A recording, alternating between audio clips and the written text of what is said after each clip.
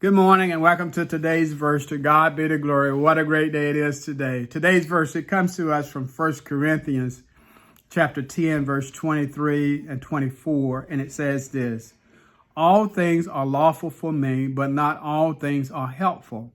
All things are lawful for me, but not all things edify.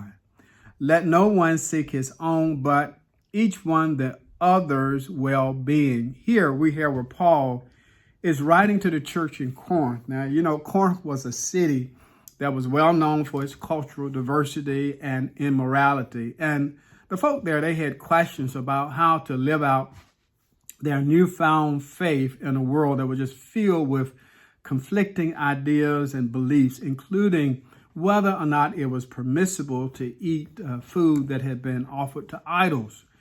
In our verse, Paul, he addresses this concept of Christian liberty, where believers are no longer bound by Old Testament law for salvation.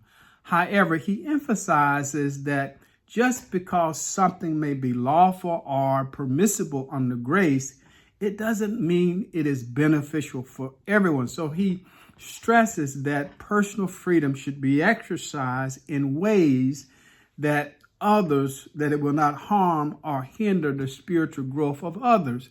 I remember my wife and I, at one point, we took a dance class, classical dance. And you know, when I was growing up, for a Christian, any form of dancing was to be considered sinful. There are certainly things that we do that are not sinful, but it may be frowned upon or looked down upon by others that are believers. Now, I'm going to use an extreme example. Now, while I was in Germany in the army back in the late 80s, early 1990s, I had one of my coworkers. She had this mint condition Nissan 280ZX that she was going to sell.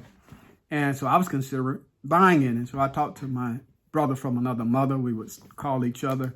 I talked to him and he said, you know, that's not the type of car that a Christian ought to have. And I didn't understand what in the world you mean by that. But what he was trying to say, I believe, was that we as Christians should be mindful of the things that we do that may hinder somebody else's growth, because they will look upon us as being different from those that are in the world.